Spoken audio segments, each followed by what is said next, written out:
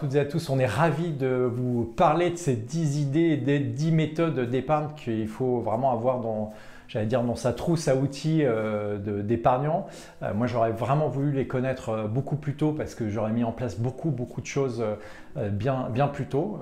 Voilà, et vous voyez comme quoi des fois les cordonniers sont les plus mal chaussés. Alors, déjà, il y a un élément qui est très important, c'est quelque part de définir un budget. Définir son budget, ça veut dire quoi? Ça veut dire quelque part connaître ses revenus, connaître ses charges et connaître sa capacité d'épargne.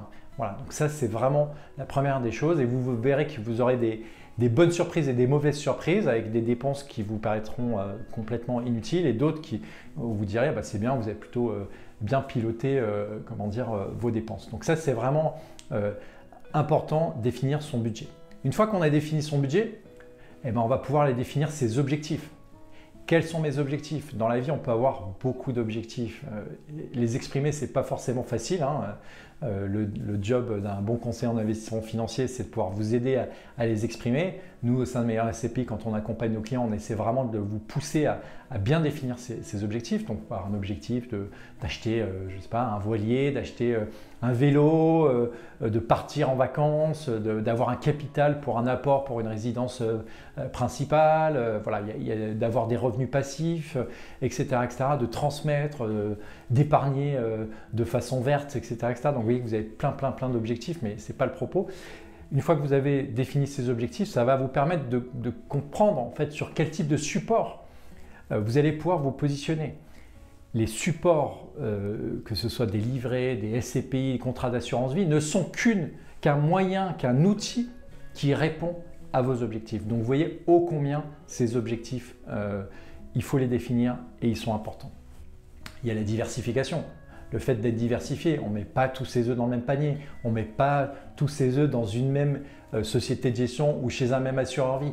C'est important d'éclater et de disperser son risque, alors sur les supports, mais également dans le temps. On diversifie régulièrement.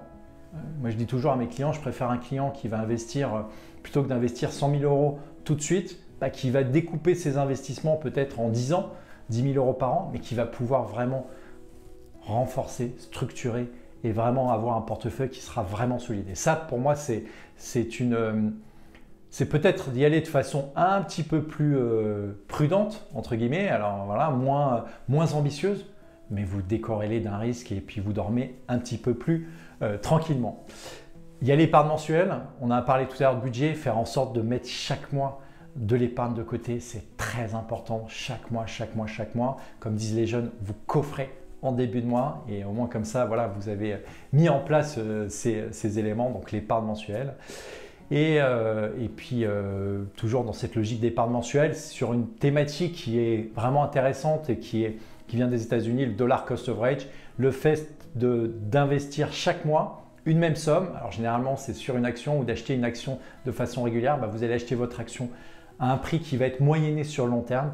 Si vous avez une conviction, et bien quelque part, cette moyenne sur le long terme, elle fera que vous serez moins sensible à une variation importante du prix d'une action. On peut faire ça sur les actions, on peut faire ça sur les SCPI, malgré le fait que ce soit beaucoup moins volatile. Vous voyez qu'en tout cas, c'est différentes façons de pouvoir se positionner avec le dollar cost average.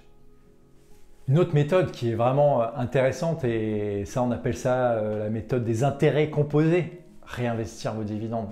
Vous touchez vos dividendes, que ce soit des actions, que ce soit des parts de SCPI, voilà, quels que soient les types de supports sur lesquels vous êtes investi, vous réinvestissez vos dividendes. Et le réinvestissement sur le long terme, en fonction du rendement sur lequel vous vous positionnez, si vous êtes sur un rendement d'environ 6%, au bout de 10 ans, les intérêts composés représentent plus que le capital initial. Donc vous voyez la puissance de l'outil. Et cette puissance de l'outil, il faut la recommander à vos enfants et petits-enfants. Faire en sorte que chaque dividende soit réinvesti dans la logique de constitution de capital tout au long de la vie, parce que la fin de vie coûte très cher et que vous avez intérêt à placer de l'argent pour pouvoir vraiment avoir une fin de vie qui soit dans des conditions agréables. Il y a également une logique d'épargne court terme, l'épargne long terme. Est-ce que je suis dans une logique très court-termiste, donc il faut que j'ai de l'épargne qui soit quelque part finalement peu rémunérée, mais très accessible, ou est-ce que je suis plutôt dans une logique long terme? Si je suis dans une logique long terme, je suis capable de prendre un petit peu plus de risques. Quand on prend par exemple de la SCPI en nue propriété, je suis dans une logique très long terme. Donc voilà, mon objectif, c'est avoir des revenus à un horizon X, X étant le nombre d'années, ça peut être 10 ans, 15 ans, 20 ans.